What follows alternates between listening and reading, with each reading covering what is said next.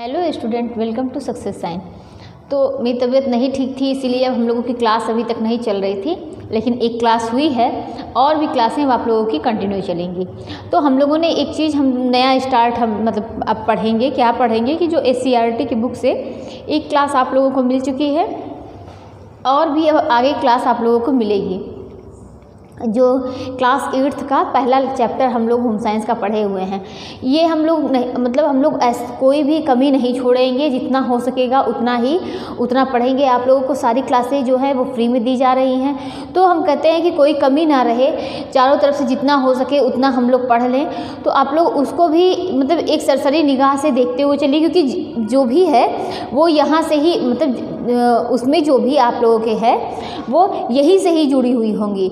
आप जब उसको पढ़ेंगे तो ऐसा लगेगा कि हाँ, हमने ये चीज़ें पढ़ी हुई हैं। तो इसीलिए हम उसका भी एक क्लास रेगुलर पढ़ेंगे और इधर भी हम लोग न्यूट्रिशन साइंस को भी कंप्लीट करते चलेंगे, जिससे हम लोगों का कोई चीज़ छूटे ना। ठीक, तो आज हम लोगों का अभी तक क्या है, न्यूट्रिशन साइंस में हम लोगों ने जितने न्यूट्रिएंट थे सब कुछ पढ़ा। क्या मैक्रो पढ़ा और माइक्रो पढ़ा। तो मैक्रो में जो दीर्घ मात्रिक पोषक तत्व थे उसके बारे में जाना, और माइक्रो मतलब जो सूक्ष्म पोषक तत्व थे उसके बारे में जाना। हम लोगों ने कार्बोहाइड्रेट, प्रोटीन, फैट के बारे में देखा।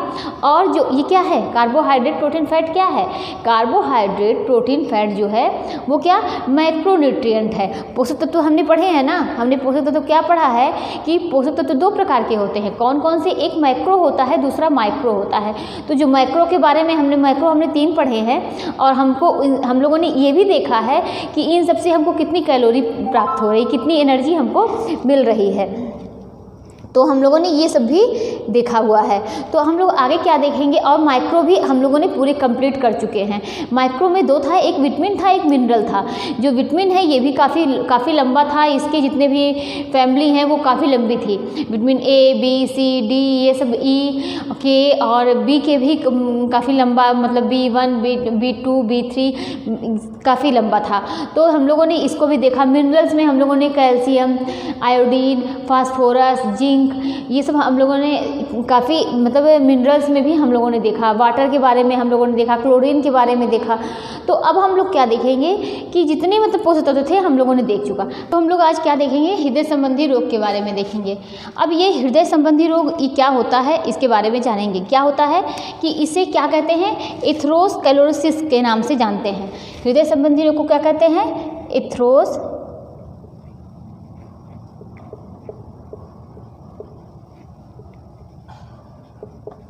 एथेरोस्क्लेरोसिस के नाम से इसे जानते हैं, हृदय संबंधी रोग को।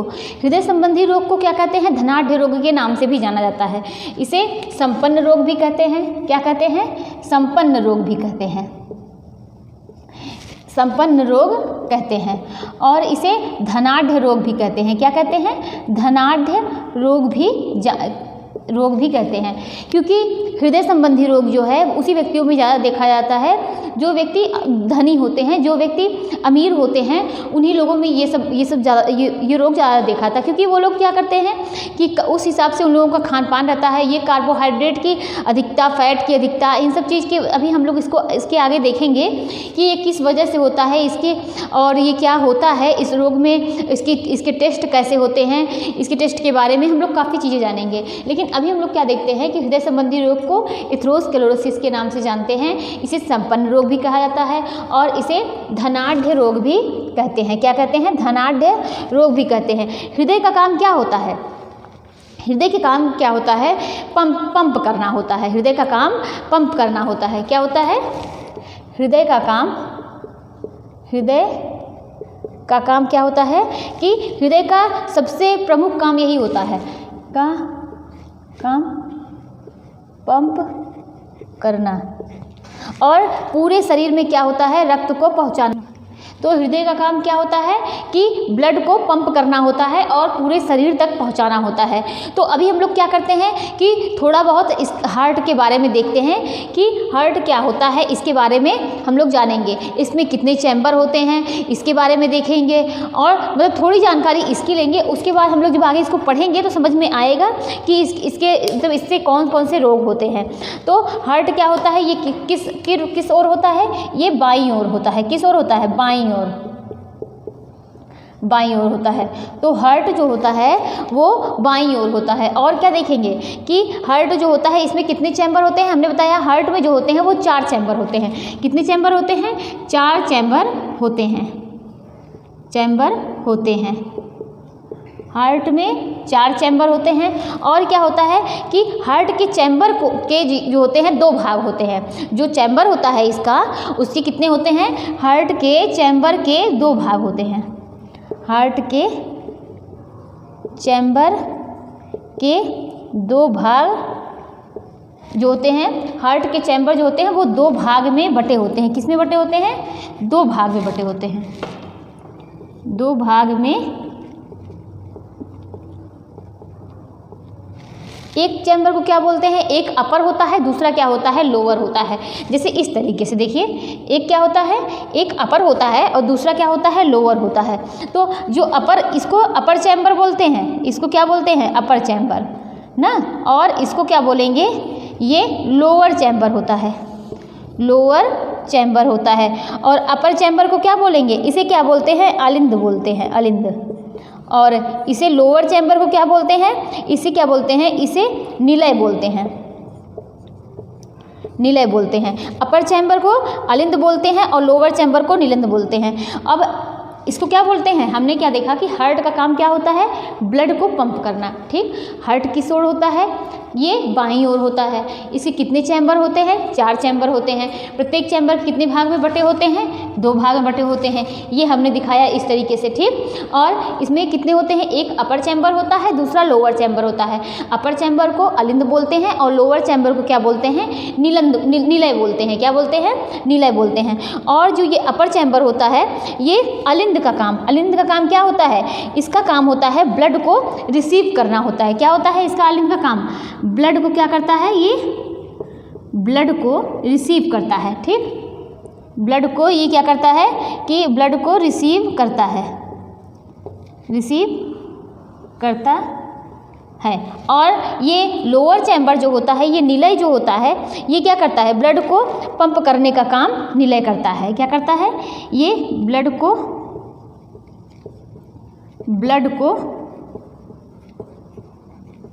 पंप करने का काम करता है, करने का काम करता है। और इसकी मांसपेशियां, जब ये क्या कर रहा है? ये ब्लड को पंप कर रहा है, तो इसकी मांसपेशियां क्या होती हैं? ज़्यादा मजबूत होती हैं। इसकी मांसपेशियां जो होती हैं वो ज़्यादा मजबूत होती हैं। इसकी मांसपेशियां ज़्यादा मजबूत होती हैं।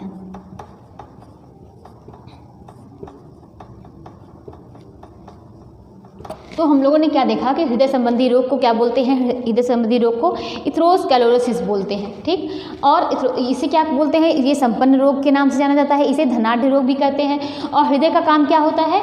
हृदय का काम जो होता है ब्लड को पंप करना होता है।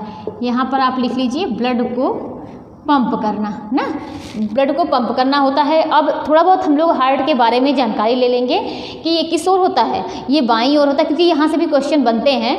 तो टीजीटी में क्वेश्चन यहाँ से आते हैं। तो इसमें ये किस ओर होता है? बाईं ओर होता है। इसमें कितने चैम्बर होते हैं? इसमें 4 चैम्बर होते हैं। हार्ट के चैम्बर में जो चैम्बर होता है उसमें कितने भाग होते हैं? 2 भाग होते हैं। एक अपर होता है, दूसरा क्या होता है? निलय होता है। एक अपर चैम्बर होता है, दूसरा निलय चैम्बर होता है। अपर का काम क्या होता है? अपर का काम होता है ब्लड को रिसीव करना, और निलय का काम क्या होता है? ब्लड को पंप करना होता है। ठीक है, ब्लड को पंप करने का काम किसका होता है? निलय का होता है। और अपर का काम क्या होता है? ब्लड को रिसीव करने का काम होता है। तो इसमें किसकी मांसपेशियां ज़्यादा मजबूत होती हैं? लोअर चैम्बर यानी निलय की मांसपेशियां जो होती हैं वह ज़्यादा मजबूत होती हैं। ठीक है, अब हम लोग आगे क्या देखते हैं, इतना आप लोग नोट कर लीजिए। देखिए,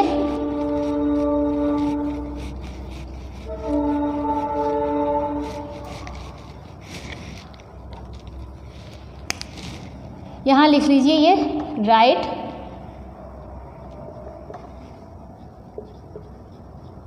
ठीक, लेफ्ट। और क्या होता है कि जैसे ये इस तरीके से देखिए, आप फिगर थोड़ा बहुत हम बना देते हैं।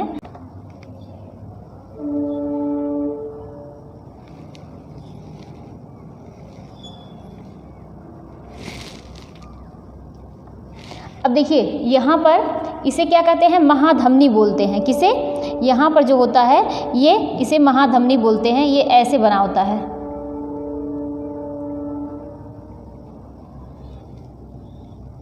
ये क्या है? महाधमनी, महाधमनी होती है, ठीक। और ये क्या होता है, ये लेफ्ट साइड जो होता है यहाँ पर, और ऐसे ये इस तरीके से बना होता है ना। और क्या होता है, यहाँ पर जो होता है ये फुफ्फुस सिरा होता है। क्या बोलते हैं इसे? फुफ्फुस सिरा, फुफ्फुस सिरा होता है। और यहीं से जो होता है ये ब्लड जो होता है वह आता है ना। तो ये क्या होता है, यहाँ पर इसे महाधमनी बोलते हैं। ये जो यहाँ पर बना हुआ है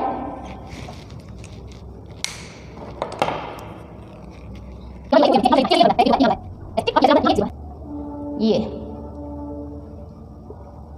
और क्या होता है, इधर से जो होता है, इधर से ही, यहाँ से ही क्या होता है, ब्लड आता है। यहाँ से ही क्या होता है, ब्लड आता है, ब्लड आता है। तो ये देखिए बना है, यहाँ पर जो होता है ये एक साइड इस तरीके से झुका हुआ है, ठीक। और इसकी परत जो होती है ये मोटी होती है। इसकी परत क्या होती है, इसकी परत जो होती है मोटी होती है, परत मोटी होती है, मोटी होती है। और इसकी परत जो होती है वह मोटी होती है। अब इसको क्या बोलते हैं, इसकी जो बाहरी परत होती है इसको क्या बोलते हैं, इंडोकार्डियम बोलते हैं, इंडोकार्डियम। ये यहाँ पर ये परत है, ये यहाँ पर जो होती है इसे इंडोकार्डियम बोलते हैं,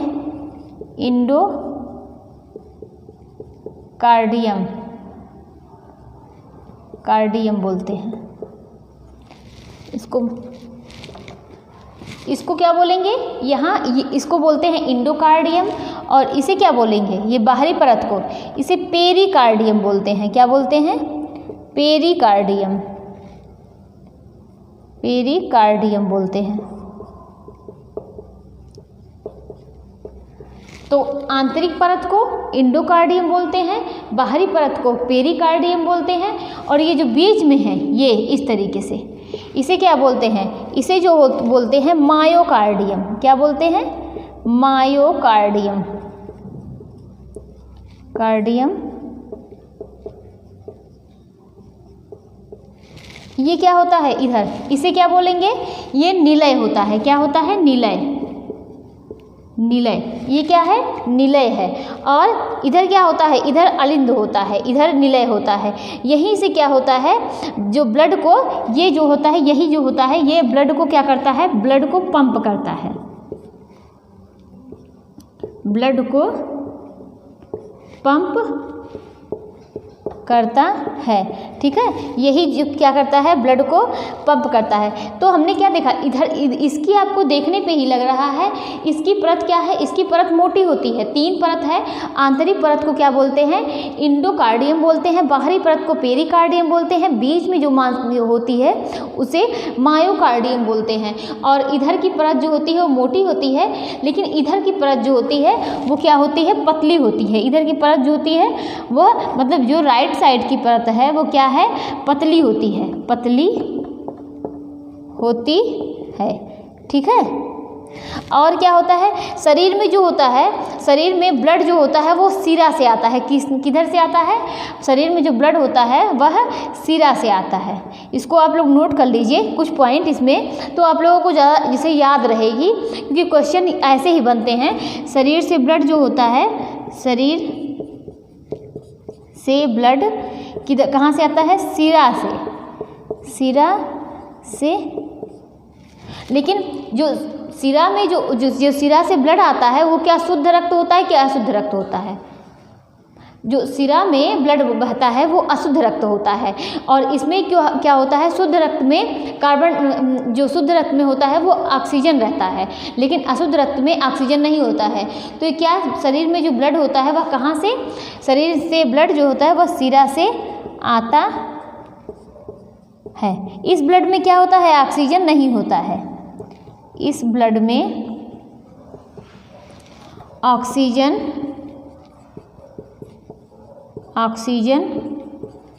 नहीं होता है। ठीक, इस क्या होता है कि इसमें ऑक्सीजन नहीं होता है, इस ब्लड में ऑक्सीजन नहीं होता है। और ये क्या करता है, ब्लड को पंप करता है। यह क्या करता है, ब्लड को पंप करता है।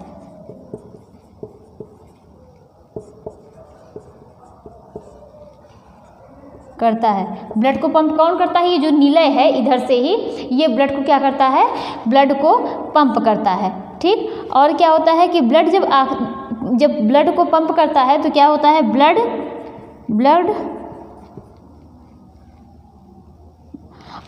जो होता है वो पहले जो होता है वह रेड कलर का नहीं होता है, लेकिन जब वह पंप करता है तब उसके बाद भी उप जाता है, तो उसके बाद ये क्या होता है कि इसमें ऑक्सीजन मिल जाता है। बाद में क्या होता है, इसमें ऑक्सीजन मिल जाता है। पूरे शरीर में देखिए ब्लड किस तरीके से आता है, किस तरीके से जाता है। तो ये क्या है, पहले हम लोग थोड़े में देखेंगे कैसे। देखिए पहले ब्लड कहाँ आया, पूरे शरीर में ब्लड जो होता है वह महाशिरा द्वारा आता है, इधर से ही आता है। पूरे शरीर में ब्लड जो होता है वह कहाँ से आता है, महाशिरा द्वारा आता है। पहले ब्लड कहाँ आया, महाशिरा में आया। ठीक, महाशिरा द्वारा आया। उसके बाद क्या होता है, उसके बाद ये महाशिरा से आया, फिर कहाँ पहुँचा, दाहिना आलिंद में पहुँचा। कहाँ, दाहिना आलिंद में, दाहिना आलिंद। फिर कहाँ पहुँचा, दाहिना निलय, फिर कहाँ पहुँचा, फिर ये जो होता है यहाँ पर ये इस तरीके से ये फेफड़े में पहुँचता है। फिर ये फेफड़े में पहुँचा, फिर कहाँ पहुँचा, बायां आलिंद में पहुँचा, बायां आलिंद।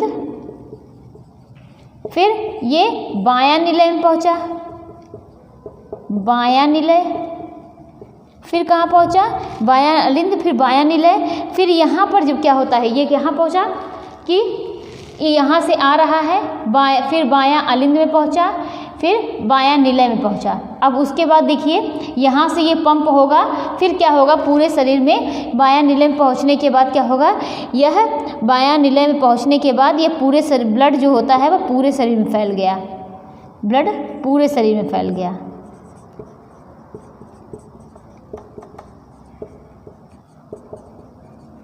पहले कहाँ गया, कहाँ से आया, महाशिरा द्वारा आया, दाहिने आलिंद में, फिर दाहिने निलय में, फिर कहाँ पहुँचा, फेफड़े में, फिर बायां आलिंद, बायां निलय। फिर क्या हुआ कि ब्लड जो होता है पूरे शरीर में फैल गया। अब हम लोग आगे देखते हैं कि यह क्या होता है, इसका ये प्रोसेस जो होता है जिससे ये बढ़ता जाता है। अभी ये 3 जगह से हम लोगों ने पढ़ा कि महाशिरा, दाहिना आलिंद, दाहिना निलय, फिर बायां आलिंद, बायां निलय, फेफड़े, फिर बायां आलिंद, बायां निलय। अब हम लोग ये 4 में पढ़ेंगे, ये 3 में आपने देखा, अब चौथे में देखते हैं कि 4 में कैसे होता है। महाशिरा, दाहिना आलिंद, दाहिना निलय, महाशिरा, फिर दाहिना आलिंद, फिर दाहिना निलय, फिर कहाँ, फिर दाहिना निलय। फिर उसके बाद क्या होगा, फुफ्फुस धमनी में पहुँचेगा, फुफ्फुस धमनी में। फिर उसके बाद कहाँ पहुँचेगा, फुफ्फुस धमनी में पहुँचने के बाद ये क्या हो गया, ये फेफड़े में पहुँच गया। कहाँ पहुँच गया, फेफड़े में। ठीक, अब उसके बाद फिर देखिए कहाँ पहुँचा, फेफड़े में पहुँचने के बाद अब फिर वापस आ रहा है, तो ये कहाँ पहुँचा, फुफ्फुस शिरा में पहुँचा, फुफ्फुस शिरा में पहुँचा। उसके बाद बायां आलिंद,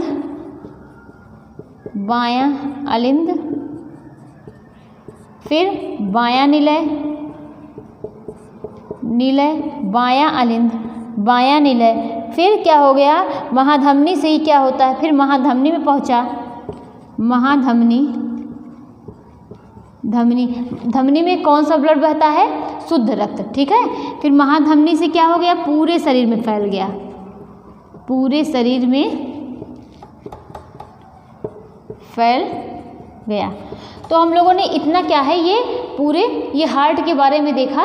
ये थोड़ी बहुत जानकारी इसकी है कि अगर आप इसको समझ लेंगे तो आगे जो है ये सब चीज़ें कुछ आप लोगों को समझ में आएंगी। तो आगे देखते हैं ये। अब इसका कुछ पॉइंट आप लोग नोट कर लीजिए इसमें।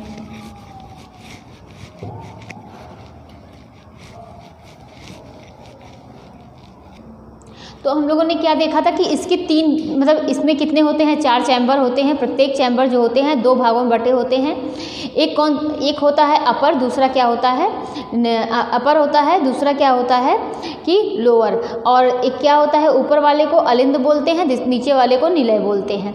ठीक है। और हमने क्या देखा कि शुद्ध रक्त कहाँ किस में बहता है, अशुद्ध रक्त किस में बहता है। कुछ और हार्ट के बारे में जानकारी इसकी क्या है कि इसको कुछ पॉइंट में, जैसे अगर किसी व्यक्ति की पूरे हार्ट में कोई दिक्कत हो गई है, कोई प्रॉब्लम हो गई है, तो क्या होता है ये दूसरा हार्ट किसी व्यक्ति का लेके लगाया जा सकता है। यानी एक तरीके से हार्ट का ट्रांसप्लांट किया जा सकता है, ये होता है ऐसा। तो उसे ये सर्वप्रथम अगर किसी व्यक्ति का हार्ट पूरी तरह काम नहीं करता तो दूसरे व्यक्ति का हार्ट लगाया जा सकता है। लेकिन यह जो है यह सर्वप्रथम किसने शुरू किया था, यह सबसे अर्थात पहला हार्ट ट्रांसप्लांट, यहाँ से देखिए इसको आप नोट करिए, पहला हार्ट ट्रांसप्लांट किसने किया था, पहला heart transplant doctor Christian Barnard ने किया था। किसने, डॉक्टर क्रिश्चियन बर्नार्ड ने किया। तो पहला हार्ट ट्रांसप्लांट किसने किया, डॉक्टर क्रिश्चियन बर्नार्ड ने किया। ठीक। तो मतलब इसका मतलब ये है अगर किसी व्यक्ति का हार्ट जो है वो पूरी तरह ख़राब हो गया है तो दूसरे व्यक्ति का हार्ट अगर सही है, कोई मतलब दूसरा व्यक्ति का हार्ट जो है वो लेकर लगाया जा सकता है। और यह पहला हार्ट ट्रांसप्लांट ये किसने किया था, डॉक्टर क्रिश्चियन बर्नार्ड ने किया। ठीक है। और क्या होता है कि राइट पार्ट में हमने क्या देखा कि राइट पार्ट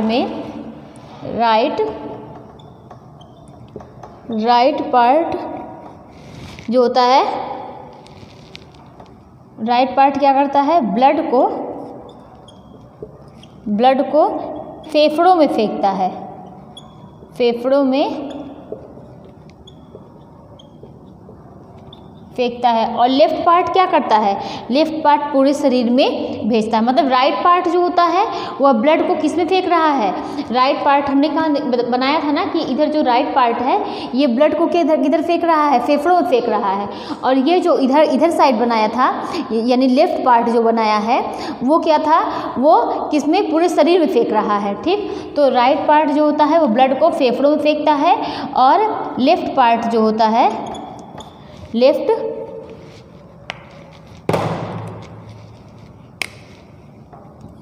लेफ्ट पार्ट जो होता है वह लेफ्ट पार्ट ब्लड को कहाँ, पूरे शरीर में फेंकता है, पूरे शरीर में फेंकता है। तो राइट पार्ट जो होता है वो ब्लड को कहाँ फेंकता है, फेफड़ों में फेंकता है। और लेफ्ट पार्ट जो होता है ब्लड को पूरे शरीर में फेंकता है, या तो भेजता है, ब्लड को पूरे शरीर में, यहाँ आप नोट कर लीजिए इसको, भेजता है। ठीक। ब्लड को पूरे शरीर में भेजता है। 1 मिनट में हार्ट जो है, 1 मिनट में हृदय कितनी बार धड़कता है, 1 मिनट में हृदय जो होता है वह 72 बार धड़कता है। कितनी बार, 72 बार धड़कता है। 1 मिनट में हृदय जो होता है वह 72 बार धड़कता है।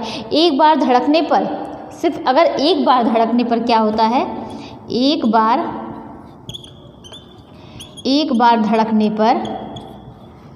बार धड़कने पर 70 ml ब्लड जो होता है वह पंप करता है। कितना पंप करता है, 70 ml ब्लड, 70 ml ब्लड जो है वह पंप करता है। तो हमने क्या देखा कि राइट और लेफ्ट हमने देखा ना, तो राइट पहला जो होता है पहला हार्ट ट्रांसप्लांट किसने किया था? डॉक्टर क्रिश्चियन बर्नार्ड ने शुरू किया था। और राइट पार्ट क्या करता है? ब्लड को फेफड़ों में भेजता है, ठीक है, फेफड़ों में ब्लड को पंप करके कहाँ भेजता है? फेफड़ों में फेंकता है। और लेफ्ट पार्ट क्या करता है? ब्लड को पूरे शरीर में भेजता है, ठीक। 1 मिनट में हार्ट जो होता है, हृदय कितनी बार धड़कता है? ये 72 बार, ठीक। एक बार धड़कने पर जो होता है 70 ml ब्लड को क्या होता है? 70 ml ब्लड पंप करता है। कितना पंप करता है? 1 मिनट में 70 ml ब्लड पंप करता है। पूरे शरीर में कितना ब्लड होता है? 5 लीटर होता है। कितना होता है पूरे शरीर में? पूरे शरीर में जो ब्लड होता है वह कितना होता है? Blood 5 litre. कितना? 5 लीटर होता है, ठीक। पूरे शरीर में ब्लड जो होता है वह 5 लीटर होता है। पहला heart transplant doctor Christian Barnard ने किया। और राइट पार्ट जो होता है ब्लड को फेफड़ों में फेंकता है। और लेफ्ट पार्ट जो होता है ब्लड को पूरे शरीर में भेजता है। 1 मिनट में ब्लड जो होता है 1 मिनट में 72 बार हृदय धड़कता है। और एक बार धड़कने पर कितना ml ब्लड पंप करता है? 70 ml ब्लड पंप करता है, ठीक। और आगे देखते हैं पूरे शरीर में ब्लड को पंप होने में कितना मिनट लगता है? तो पूरे शरीर में जितना मतलब 5 लीटर ब्लड है, तो पूरे शरीर में इतना ब्लड जो 5 लीटर ब्लड है इसको पंप होने में कितना? 1 मिनट का समय लगता है। कितना समय लगता है? 1 मिनट का। यानी 72 बार धड़कने पर पूरे शरीर में जितना ब्लड है उतना वो पंप कर देता है, ठीक। और आगे देखते हैं, हमने क्या देखा कि धमनी और सिरा, धमनी में कैसा रक्त बहता है? धमनी सिरा। अब देखिए क्वेश्चन यहाँ से भी बनते हैं कि शुद्ध रक्त किस में बहता है? शुद्ध रक्त किस में बहता है? तो क्या बोलेंगे? सिरा में बहता है कि धमनी में बहता है? शुद्ध रक्त जो होता है, देखिए एक ट्रिक है इसकी। शुद्ध रक्त क्या होता है? धमनी यानी धनी व्यक्ति, धमनी मतलब धनी व्यक्ति। तो धनी व्यक्ति में क्या होता है कि धनी व्यक्ति से आप मतलब अंदाज़ा लगाइए कि और अपने आप मतलब एक याद करने का तरीका है कि धमनी में क्या होता है? शुद्ध रक्त बहता है। कैसा बहता है? शुद्ध रक्त बहता है। धमनी में शुद्ध रक्त बहता है। और सिरा में कैसा रक्त बहता है? सिरा में अशुद्ध रक्त बहता है। इसमें अशुद्ध रक्त बहता है। तो धमनी में शुद्ध रक्त बहता है और सिरा में अशुद्ध रक्त बहता है। और इसका प्रेशर, सिरा का प्रेशर क्या होता है? इसका प्रेशर ज़्यादा होता है। इसका प्रेशर ज़्यादा, इसका प्रेशर क्या होता है? नहीं सॉरी, इसका प्रेशर क्या होता है? ज़्यादा नहीं, इसका प्रेशर जो होता है वह, इसका प्रेशर कम होता है, ठीक। ये एक तरीके से आप इसको करिए कि एक तरीके से ये 80 के स्पीड से चलता है, ठीक। और इसका प्रेशर जो होता है वह किसका? धमनी का प्रेशर जो होता है वह, धमनी का प्रेशर ज़्यादा होता है।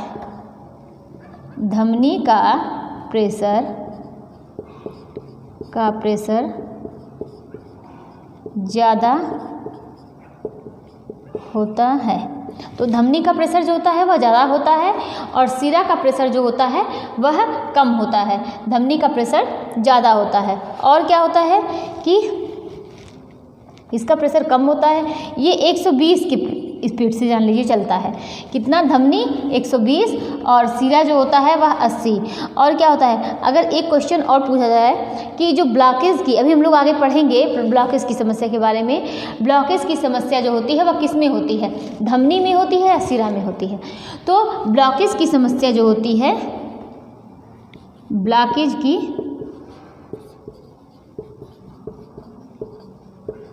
समस्या किस में होती है? सिरा में होती है। सिरा में ज़्यादा होती है।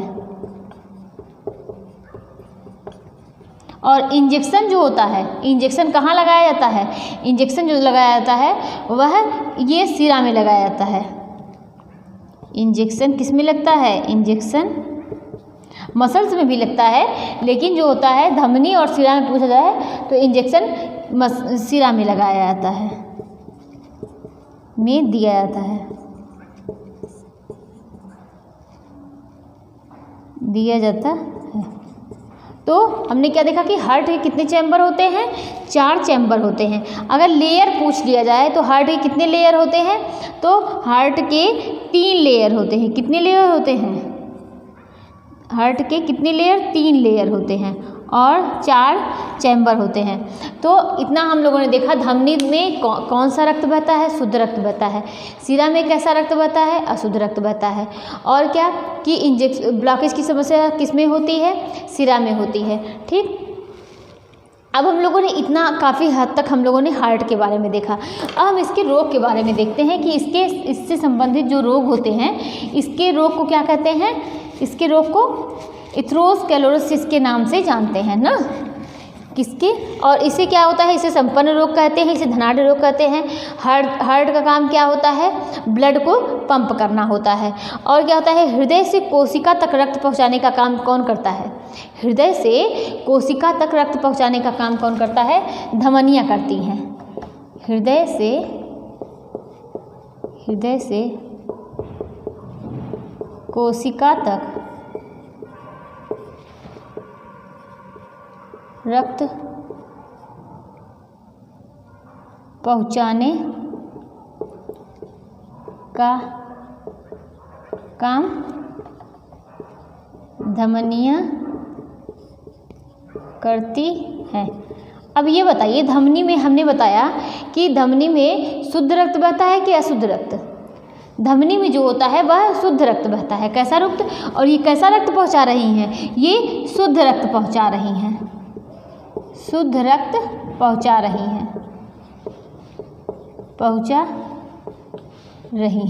और सिरा जो है, हृदय से कोशिका तक रक्त पहुंचाने का काम कौन कर रही हैं, धमनियाँ कर रही हैं। और कैसा रक्त पहुंचा रही हैं, शुद्ध रक्त पहुंचा रही हैं ना। और क्या होता है कि सिराएं में जो होता है वह सामान्यतः रक्त बहता रहता है। ठीक है, सिराएं में कौन सा रक्त बहता है, सिराएं में कौन सा, अशुद्ध रक्त रहता है ना। इसको हमने बताया आपको, सिराएं में अशुद्ध रक्त,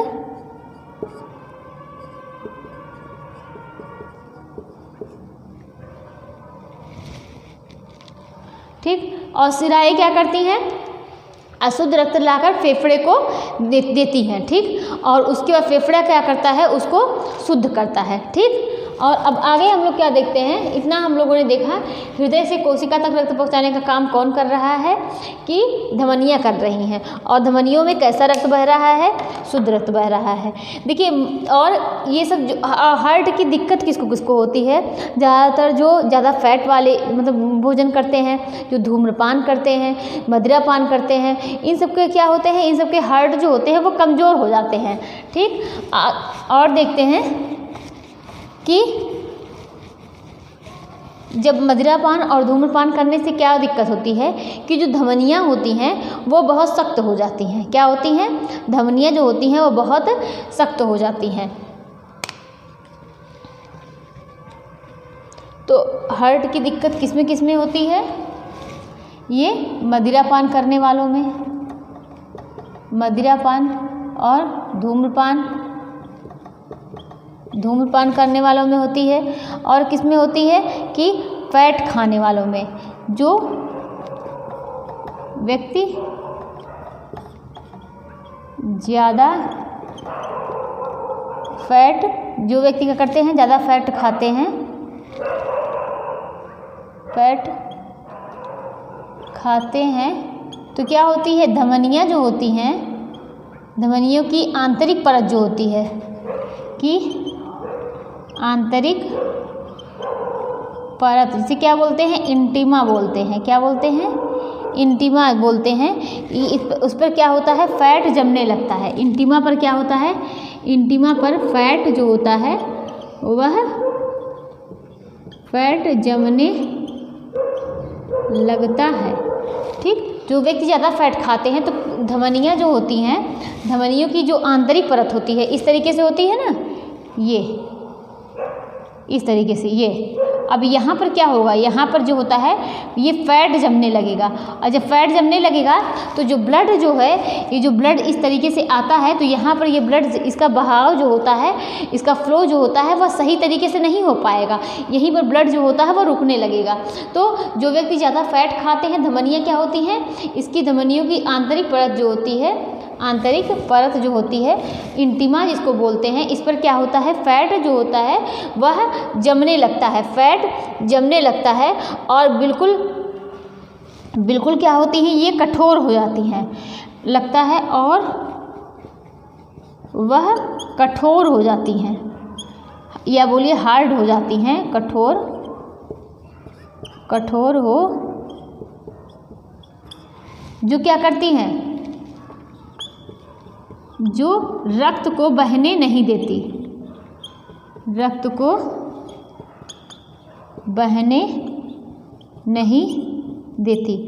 और किन सब वजहों से होता है, और व्यक्ति की जीवन शैली की, मतलब सही टाइम पे खाना ना खाने से, कि वो खा के मतलब सही तरीके से जीवन शैली की वजह से होता है कि कभी वो बहुत ज़्यादा फैट खा ले रहे हैं, कभी बहुत ज़्यादा जंक फूड वगैरह खा रहे हैं, तो जीवन शैली की वजह से होती है, उसकी जीवन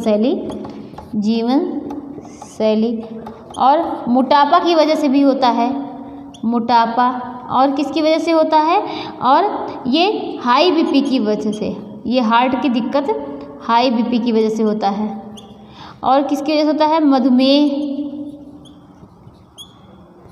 और चिंता। तो ये क्या है कि इस तरीके से इन सब वजहों से क्या होती है, ये सब हृदय संबंधी रोग उत्पन्न होते हैं। अब क्या देखते हैं, इसका क्रम क्या है, ये क्रम बहुत ज़्यादा पूछता है हृदय संबंधी रोग के, इसको देख लेते हैं। हृदय संबंधी रोग का क्रम जो होता है उसको देखते हैं। हृदय संबंधी रोग का क्रम। अब हृदय संबंधी रोग का क्रम क्या है, इस तरीके से ये फिगर है। तो वसा व कोलेस्ट्रॉल के, वसा व कोलेस्ट्रॉल के तंतु बनते हैं, वसा व कोलेस्ट्रॉल के तंतु क्या होते हैं, बनते हैं। पहले क्या होता है, इसमें देखिए हम आप लोगों को फिगर दिखाते हैं, ये देखिए, ये है ना, ये फिगर है कि इसमें ये नॉर्मल है, ठीक। और यहाँ पर क्या है, ये देखिए, ये जो बन रहा है ना, तो इसमें क्या है कि वसा व कोलेस्ट्रॉल के तंतु बन रहे हैं, ये देखिए, वसा व कोलेस्ट्रॉल के तंतु, ये पीला जो येलो कलर का है, ये वसा के और कोलेस्ट्रॉल के तंतु बनते हैं। आंतरिक परत जो होती है, ये इस तरीके से बना हुआ है, आंतरिक परत यहाँ पर जो होती है, इसे क्या बोलते हैं, इंटिमा बोलते हैं। क्या बोलते हैं, इंटिमा। पहला क्या है, पहला वसा व कोलेस्ट्रॉल के तंतु बनते हैं, दूसरा आंतरिक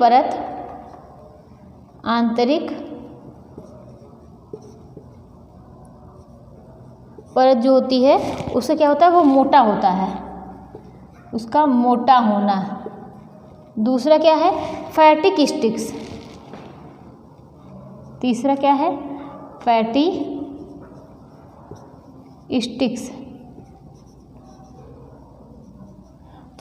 स्टिक्स आते हैं, यानी फैटी स्टिक्स मतलब रक्त की नलिकाओं में फैट जमा होने लगता है। यहाँ पर ब्रैकेट में करके लिख लीजिए, रक्त की नलिकाओं में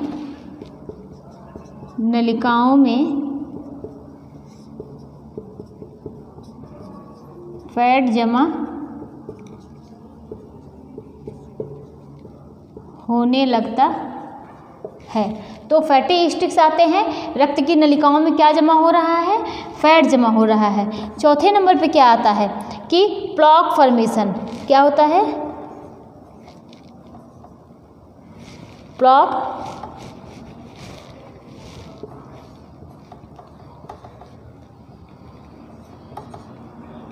फॉर्मेशन प्लॉक फॉर्मेशन यानी क्या होता है, इसमें रेशेदार पट्टियाँ बनने लगेंगी, रेशेदार पट्टियाँ बनने लगेंगी। अर्थात क्या होता है कि फैट और कोलेस्ट्रॉल, प्लॉक फॉर्मेशन में क्या होगा, फैट और कोलेस्ट्रॉल दोनों मिलकर जमने लगते हैं।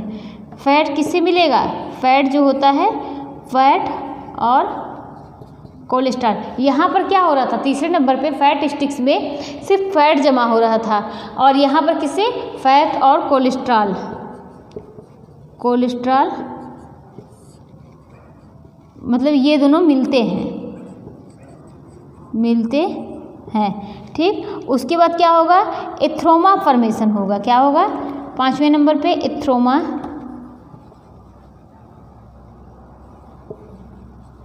Formation, एथ्रोमा formation.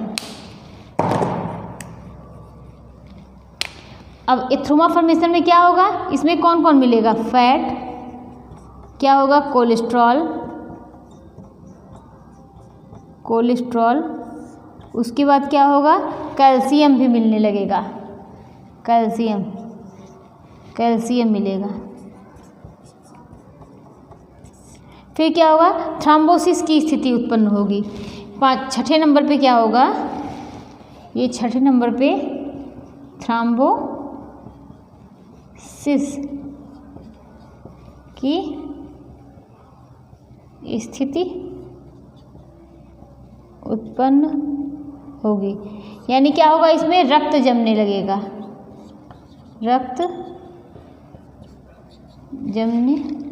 क्या होगा, इसमें रक्त जमने लगता है। और उसके बाद लास्ट क्या होगा कि घाव होने लगेगा, मतलब यहाँ पर अल्सर हो जाएगा, अल्सर होगा, ठीक। तो ये क्या है, हृदय संबंधी रोग के मतलब एथेरोस्क्लेरोसिस के पूरा क्या है, इसका सीरियल क्रम है, जो कि नेट में ये क्वेश्चन ज़्यादा पूछे जाते हैं। तो यहाँ पर एक बार फिर से देखते हैं। पहले क्या होगा, वसा व किसके, कोलेस्ट्रॉल के, फैट और कोलेस्ट्रॉल के क्या होंगे, तंतु। कि ये देखिए यहाँ पर फैट और कोलेस्ट्रॉल के पहले क्या होंगे, तंतु बनेंगे।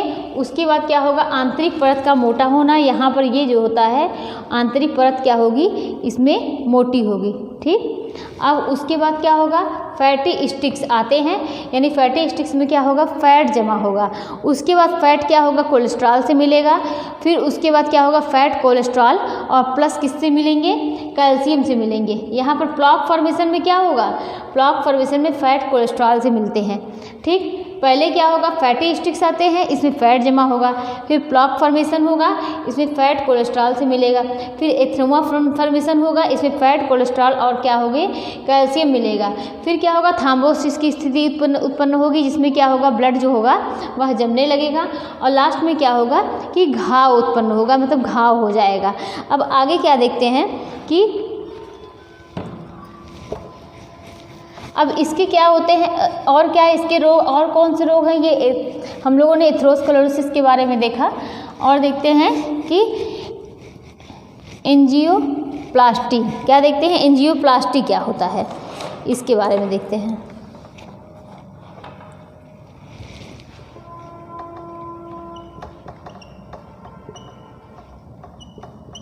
अब ये एंजियोप्लास्टी क्या होता है, इसको देखते हैं। एंजियोप्लास्टी जो होता है ये क्या है, यह एक प्रकार का उपचार है। क्या है, यह एक उपचार है, यह एक उपचार है। क्या है, उपचार है। इसके द्वारा जो हृदय के ब्लॉकेज होते हैं, जो हृदय में ब्लॉकेज होता है, जो फैट जमा होता है, जो मतलब पूरा वहाँ पर जिसको ब्लड जो होता है वह फ्लो नहीं होने देता है, ब्लड जो होता है वह बहने नहीं देता, ये उसके लिए होता है कि यह क्या है, एक प्रकार का उपचार है। और इसमें क्या होता है कि इसके द्वारा जो हृदय के ब्लॉकेज होते हैं उसे दूर किया जाता है। इसके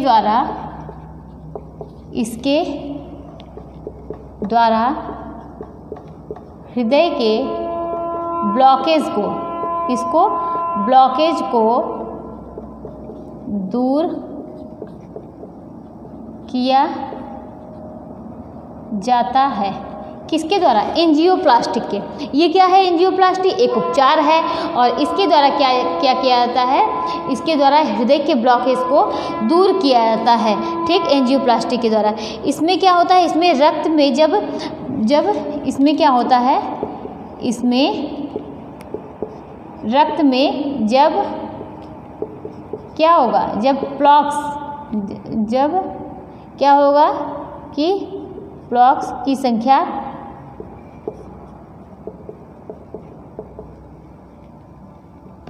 संख्या ज़्यादा होने लगती है, ज़्यादा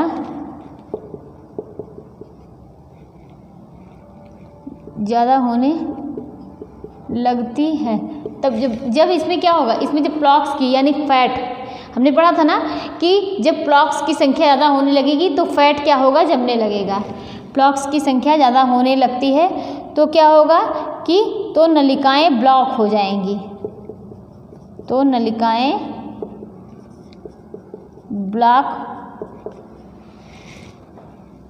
ब्लॉक हो जाएंगी। और इसी के लिए क्या होता है कि एंजियोप्लास्टी जो होता है वो ज़्यादा कारगर होता है। देखिए एक फिगर है, ये इसको बोलते हैं कि बैलून एंजियोप्लास्टी। क्या बोलते हैं?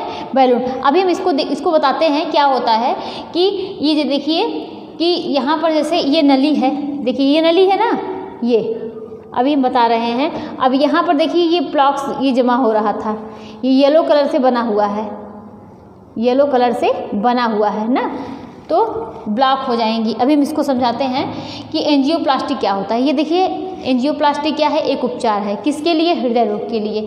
और जब हृदय रोग में ब्लॉकेज को, ये हृदय रोग के जो ब्लॉकेज होते हैं उसको दूर करने के लिए होता है। इसमें रक्त में जब प्लॉक्स की संख्या जब ज़्यादा, ब्लड में जब प्लॉक्स की संख्या ज़्यादा हो जाती है तो क्या होते हैं? नलिकाएँ जो होती हैं वो ब्लॉक हो जाती हैं।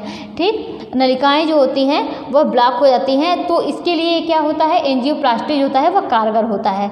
और जिस नलिका में ब्लॉकेज होती है, यहाँ लिखिए कि जिस नलिका में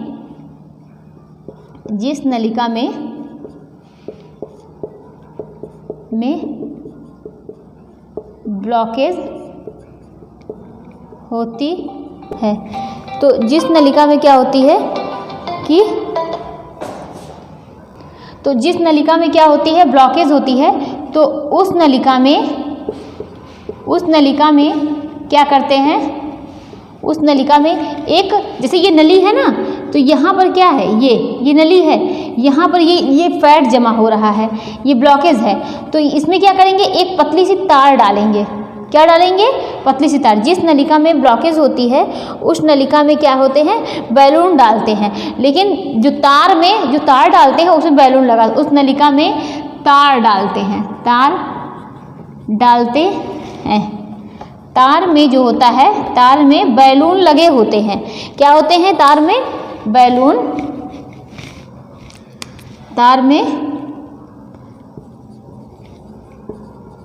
बैलून जो होते हैं वह लगे होते हैं।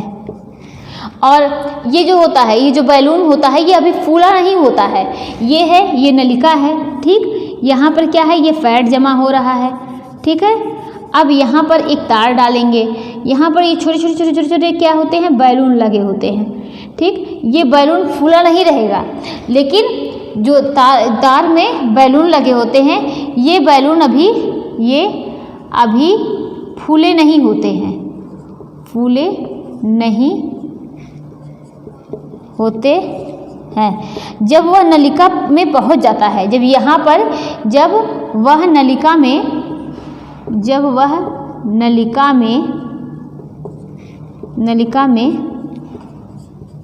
पहुंच जाता है,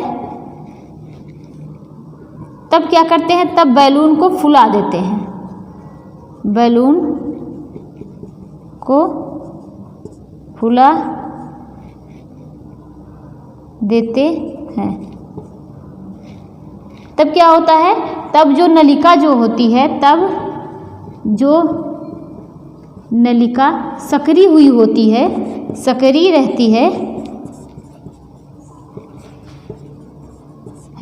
वो क्या होती है, वो फैल जाती है।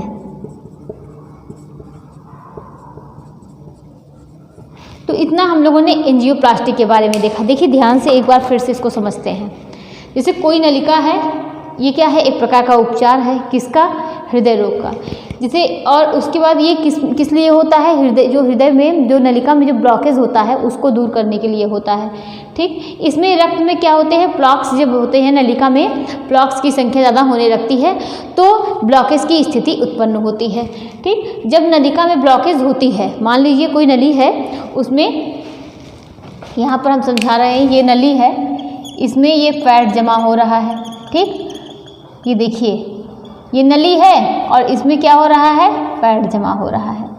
ठीक, तो इसमें क्या करेंगे हम लोग, एक क्या करते हैं, तार को डाल देते हैं। अब ये तार को डाल दिया, ये इसमें क्या होंगे, तार में जो होते हैं ये छोटे छोटे बैलून लगे होते हैं, बैलून लगे होते हैं। ठीक, ये बैलून अभी फूले नहीं होंगे, लेकिन जब तार जो होता है पूरा पहुंच जाता है, उसके बाद क्या करते हैं, बैलून को फुला देते हैं। अब जब बैलून फूल जाएगा यहाँ पर इस तरीके से, ऐसे ऐसे ऐसे, जब तो ये ब्लॉकेज जो होता है वह हट जाएंगे, यानी यहाँ पर जो होता है ये हट जाएगा और ब्लड का फ्लो जो होता है वह सही से होने लगेगा, यानी ब्लड का बहाव जो होगा वह सही तरीके से होगा। और जो हम लोगों ने पढ़ा था कि मदिरापान की स्थिति में क्या होता है, ये कठोर हो जाती हैं, तो यही परत जो होती है ये कठोर हो जाती है, तब ये दिक्कतें जल्दी सही नहीं होती हैं। ठीक, तो इतना हम लोगों ने क्या, एंजियोप्लास्टी के बारे में देखा। अब आगे देखते हैं बाईपास सर्जरी। ये भी क्या है, ये भी एक उपचार है। क्या है, एक उपचार है।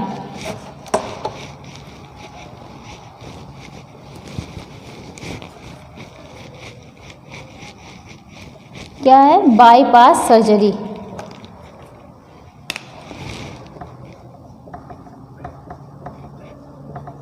बाईपास सर्जरी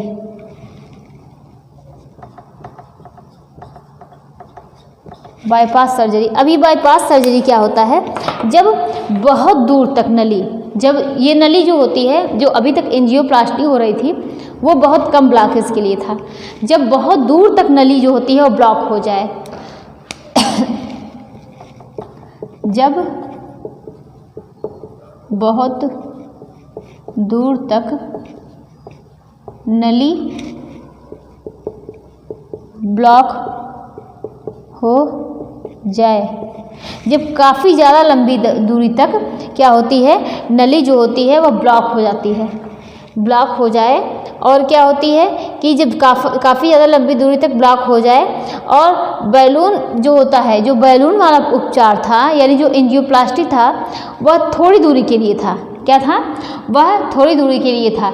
लेकिन जब ये कब के लिए है, जब बहुत दूर तक नली ब्लॉक हो जाए, उसके लिए क्या होती है, बाईपास सर्जरी होती है। ठीक, अब बाईपास सर्जरी में क्या होता है इसको देखते हैं। ये जैसे ये देखिए कि ये नली है, ये नली है और यहाँ पर ये मान लीजिए ये ब्लॉक हो गया है बहुत दूर तक। ठीक, ये ब्लॉक हो गया है, तो क्या करते हैं, इसके बगल से एक पाइप जो नली जो है वो डाली जाती है। ठीक, और यहाँ पर इस तरीके से फिर उसके बाद इसी में मिला दी जाती है। यहाँ पर ब्लॉक है लेकिन ये बगल से डाली जाती है, तो इसी को क्या बोलते हैं, बाईपास सर्जरी बोलते हैं। क्या बोलते हैं, बाईपास सर्जरी होती है। बाईपास सर्जरी तब की जाती है जब लंबी दूरी तक नली जो होती है वह ब्लॉक हो जाए। उसके बगल में क्या होती है, इसके बगल में क्या करेंगे, दूसरा ट्यूब डाल देंगे। इसमें जो नली ब्लॉक हो उसके बगल में क्या करेंगे, दूसरा ट्यूब डाल देंगे, दूसरा ट्यूब डाल देते हैं।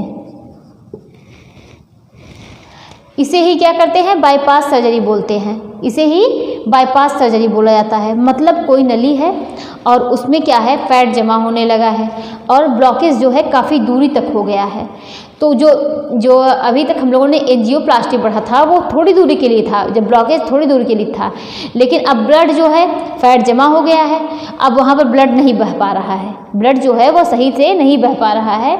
तो क्या करते हैं कि बगल से एक दूसरी पाइप डाल देंगे, बगल से दूसरी पाइप डाल देंगे, उसके बाद जो है जहाँ नली सही है वहाँ पर मिला देंगे। तो एक तरीके से आप ये भी कह सकते हैं कि ब्लड बाईपास सर्जरी वो है जो ब्लड के जाने का दूसरा रास्ता बना दिया जाता है। मतलब कम आसान शब्दों में ये भी समझने के लिए है कि ब्लड के जाने का दूसरा रास्ता बना दिया जाए, वही क्या है, बाईपास सर्जरी है। ठीक, तो यही क्या कहलाता है, बाईपास सर्जरी कहलाता है। ये देखिए इस तरीके से ऐसे है, ये यहाँ पर क्या है, ब्लॉकेज है। ठीक, ये नली है।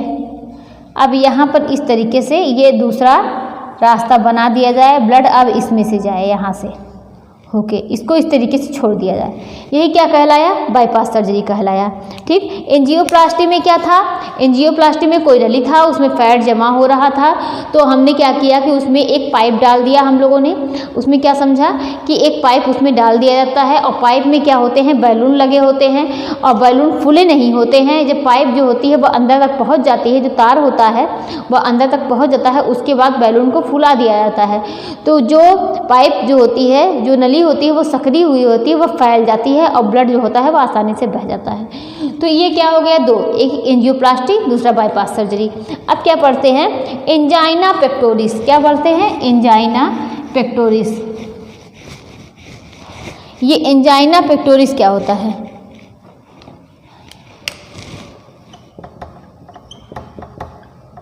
एंजाइना पेक्टोरिस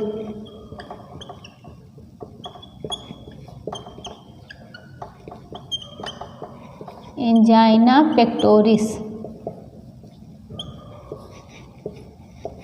एंजाइना पेक्टोरिस क्या होता है, इसमें क्या होता है, रक्त में ऑक्सीजन की कमी हो जाती है। रक्त में क्या होगा, ऑक्सीजन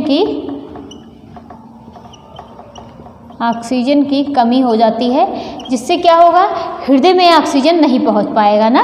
रक्त में ऑक्सीजन की कमी हो जाती है, जिससे क्या होगा, हृदय में ऑक्सीजन नहीं पहुंच पाता है, तो दर्द होने लगता है।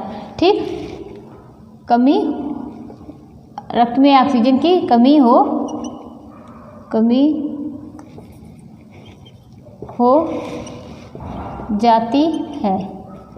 है, जिससे हृदय में ऑक्सीजन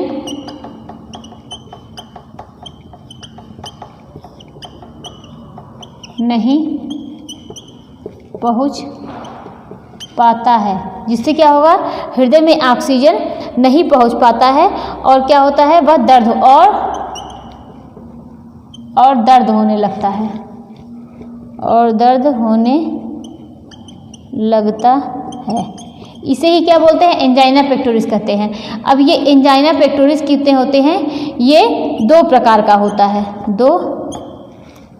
दो प्रकार का होता है। कौन कौन से होता है, पहला क्या है, पहला जो होता है स्टेबल, दूसरा क्या होता है, अनस्टेबल। ठीक, तो हम इसको देखते हैं कि जब हृदय में जो होता है वह ऑक्सीजन नहीं पहुंच पाता है, तो क्या होता है, एंजाइना पेक्टोरिस कहलाता है, वही एंजाइना पेक्टोरिस कहलाता है। ये कितने प्रकार के होते हैं, दो प्रकार का होता है, एक स्टेबल होता है, दूसरा क्या होता है, अनस्टेबल होता है, दूसरा अनस्टेबल। स्टेबल जो होता है, ये जो होता है, ये क्या होता है, ये कम खतरनाक होता है, स्टेबल कम खतरनाक होता है, और ये जो अनस्टेबल होता है ये ज़्यादा खतरनाक होता है, ज़्यादा खतरनाक। स्टेबल क्या था, कम खतरनाक था, और अनस्टेबल ज़्यादा खतरनाक। स्टेबल क्या है, जैसे बहुत ज़्यादा तेज़ दौड़ने पर, और ये जो होता है ये दवा से ठीक किया जाता है, दवा के उपचार से इसे हम ठीक कर सकते हैं। जैसे बहुत ज़्यादा तेज़ दौड़ने पर, सीढ़ी चढ़ने पर, जैसे कभी कभी देखिए थकान लगने लगती है, या सीने में दर्द होने लगता है, तो इसे क्या बोलते हैं, स्टेबल बोलते हैं। अनस्टेबल जो होता है ये ज़्यादा खतरनाक होता है, ये दवा से क्या होता है, दवा से आराम नहीं होता है, आराम या दवा से ठीक नहीं होता है। ठीक, इतना हम लोगों ने देखा। और हम देखते हैं FCHL, ये क्या होता है?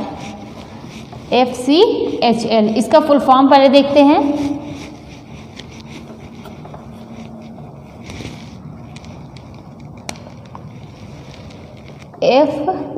FCHL, इसका फुल फॉर्म ये क्या है?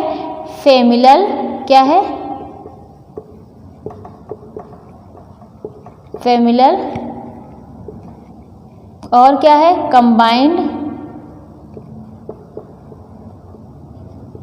कंबाइंड हाइपरलिपिडेमिया, क्या है? हाइपरलिपिडेमिया। ठीक, हाइपर मतलब क्या होता है? ज़्यादा होता है, और लिपिडेमिया मतलब ये लिपिड मतलब ये वसा है, फैट है। ठीक, इतना ये समझने के लिए है कि मतलब अगर आप ये दे दिया तो हाइपरलिपिडेमिया, तो इतना आप समझ सकते हैं कि ये फैट से संबंधित है, ये फेमिलल और कंबाइंड हाइपरलिपिडेमिया। ये क्या होता है? इसको देखते हैं। फेमिलल कंबाइंड हाइपरलिपिडेमिया, ये क्या है? एक जेनेटिक डिसऑर्डर है। क्या है? अनुवांशिक बीमारी है। अनुवांशिक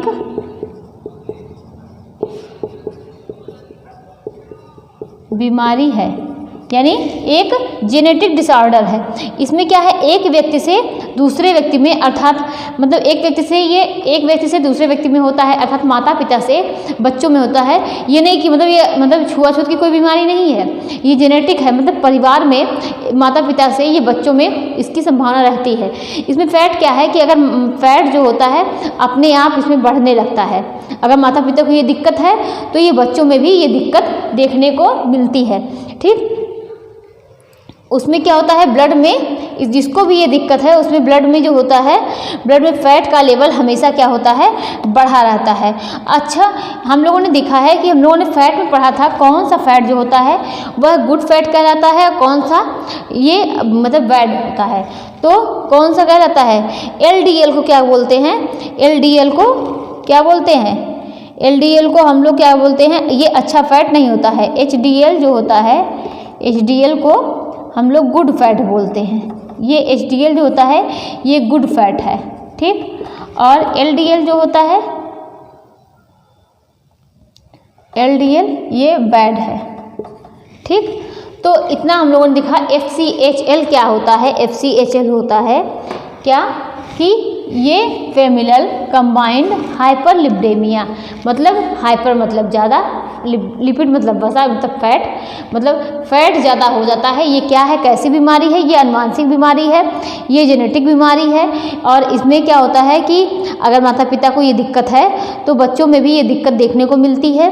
और क्या होता है कि इसमें ब्लड में अपने आप मतलब हमेशा फैट का लेवल बढ़ा रहता है। तो ये क्या है? FCHL हो गया। और आगे देखते हैं। अच्छा, गोल्डन हावर क्या होता है कि हार्ट अटैक के समय जो मतलब हार्ट अटैक आने से पहले जो होता है, 1 घंटे पहले का समय, वो क्या कहलाता है? गोल्डन हावर कहलाता है। ठीक, इसे क्या बोलते हैं? इसे क्या बोलते हैं? स्वर्णिम घंटा के नाम से जानते हैं। क्या बोलते हैं? स्वर्णिम घंटा। अब हम लोग क्या पढ़ेंगे? हृदय संबंधी टेस्ट। हृदय संबंधी टेस्ट। अब हृदय संबंधी टेस्ट के बारे में देखेंगे, ये क्या होता है? हृदय संबंधी टेस्ट होता है, इसमें क्या होता है? ECG। क्या होता है? ECG। ECG क्या होता है? इलेक्ट्रोकार्डियोग्राम। इलेक्ट्रोकार्डियोग्राम। ठीक, इसके द्वारा क्या होती है? हृदय की गति को चेक किया जाता है। इसके द्वारा हृदय की गति चेक की जाती है।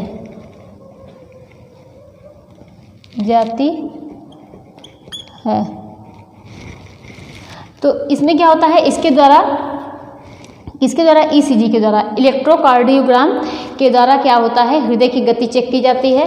और दूसरा देखते हैं कि इकोकार्डियोग्राफी क्या होता है?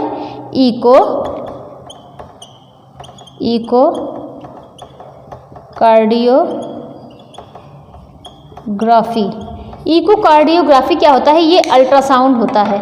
इसमें हृदय की क्या होती है? पंपिंग को देख सकते हैं। ये क्या होता है? ये अल्ट्रासाउंड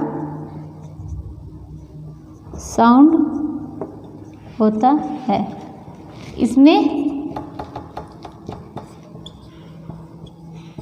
हृदय की क्या देखते हैं? हृदय की पंपिंग को देखते हैं। इसमें हृदय की पंपिंग को देख सकते हैं। और अब क्या है? इतना हम लोगों ने ये टेस्ट के बारे में देखा। और क्या होता है कि cardiac enzyme test, cardiac enzyme test. तो टेस्ट हम लोगों ने कौन कौन से देखे? एक हमने देखा ईसीजी, इलेक्ट्रोकार्डियोग्राम, और दूसरा इकोकार्डियोग्राफी। अब तीसरा देखते हैं cardiac enzyme test. Cardiac enzyme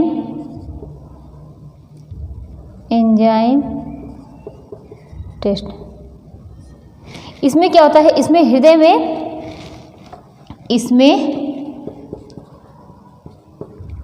हृदय में एंजाइम आने लगता है। एंजाइम आने लगता है, जिससे क्या होता है? जिससे कोई भी काम करने में क्या होती है? दिक्कत होने लगती है। काम करने में दिक्कत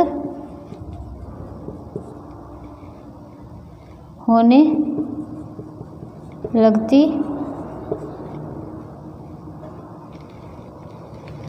देखिए इसमें क्या होता है कि हृदय की मांसपेशियों में क्या होता है? हृदय की मांसपेशियों में ये एंजाइम पाया जाता है। और जब भी हृदय में दिक्कत होती है तो मांसपेशियों से वो एंजाइम निकलकर आकर वहाँ मिल जाता है। ठीक, तो ये क्या है? Cardiac enzyme test. इसमें क्या होता है कि ये एक एंजाइम होता है जो हृदय की मांसपेशियों में पाया जाता है। जब हृदय में जब भी किसी प्रकार की दिक्कत होती है, कार्डिक एंजाइम टेस्ट क्या होता है? हृदय की मांसपेशियों में ये एंजाइम पाया जाता है। जब भी हृदय में कोई दिक्कत होती है तो एंजाइम वहाँ से निकलकर आके हृदय में मिल जाता है। ठीक, यही क्या कहलाया? कार्डिक एंजाइम टेस्ट कहलाया। ठीक, अर्थात ये एंजाइम कहाँ पाया जाता है? हृदय की मसल्स द्वारा निकलता है। कहाँ? ये एंजाइम हृदय की मसल्स से निकलता है।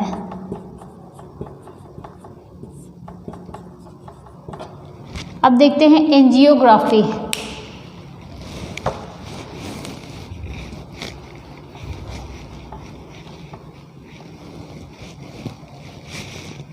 एंजियोग्राफी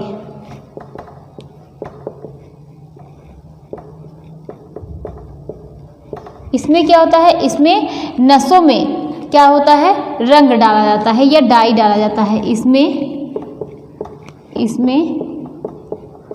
नसों में रंग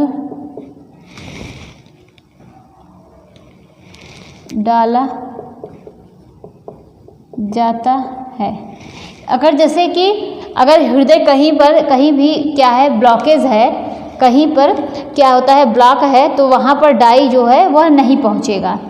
तो इसमें क्या होता है? जैसे ये नसें हैं, ठीक, ये नसें हैं। अब यहाँ पर जो है वो डाला गया रंग, ठीक, और अगर कहीं ब्लॉक है तो क्या होगा? वहाँ पर रंग नहीं पहुँचेगा। इसका मतलब क्या है? वहाँ की नस जो है वो ब्लॉक है। इसमें नसों में रंग डाला जाता है। इसके द्वारा नसों की ब्लॉकेज को पता किया जाता है। अगर नस में कहीं ब्लॉक है, इसको आप लोग नोट कर लीजिए कि अगर नस में कहीं ब्लॉक है तो रंग वहाँ पर नहीं पहुँचेगा। अगर नसों में कहीं पर ब्लॉकेज है तो रंग वहाँ पर नहीं पहुँचेगा।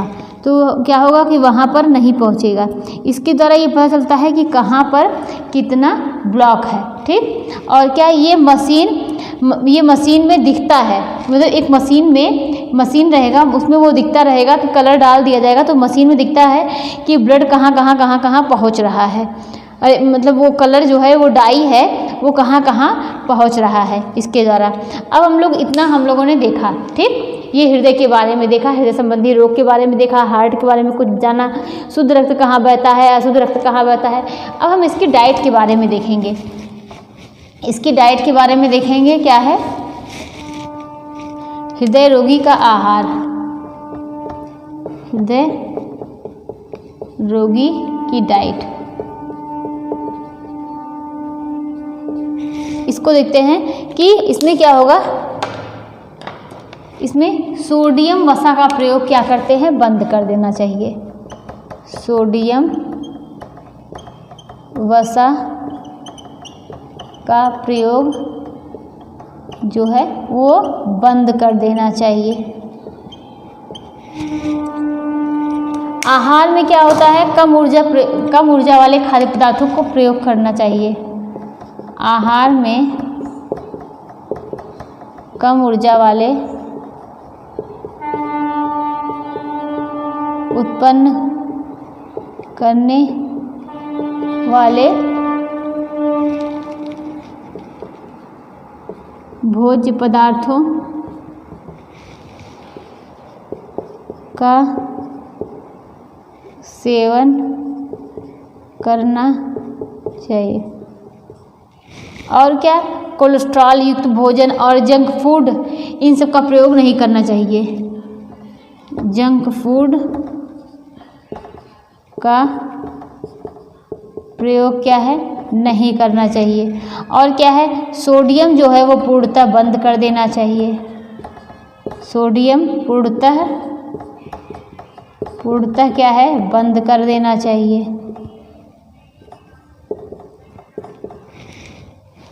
और अधिक चीनी का प्रयोग नहीं करना चाहिए। अधिक चीनी का प्रयोग करने से क्या होता है, अधिक चीनी का प्रयोग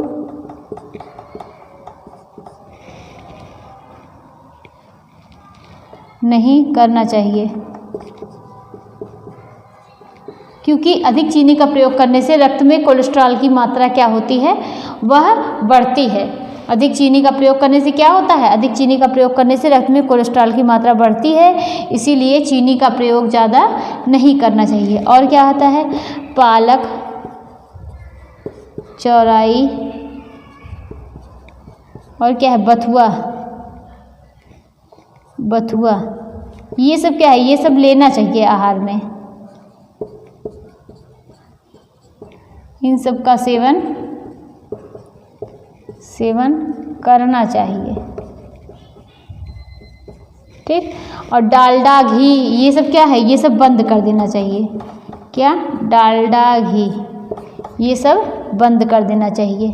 ठीक, इतना हम लोगों ने ये पूरा इसकी डाइट के बारे में देखा। सोडियम वसा का प्रयोग बंद कर देना चाहिए, चीनी नहीं खाना चाहिए, चीनी आहार में बहुत मतलब बिल्कुल बंद कर देना चाहिए, सोडियम पूर्णतः बैन कर देना चाहिए, डालडा, घी का सेवन नहीं करना चाहिए, और क्या, धूम्रपान वगैरह नहीं करना चाहिए। ये सब चीज़ें क्या हैं, इसकी हृदय रोग की ये डाइट है। ठीक, अब हम लोग क्या है, इतना हृदय रोग के बारे में आज हम लोगों का ये चैप्टर जो हो वो पूरा कंप्लीट हुआ। अब नेक्स्ट डे हम लोग दूसरे रोग के बारे में देखेंगे।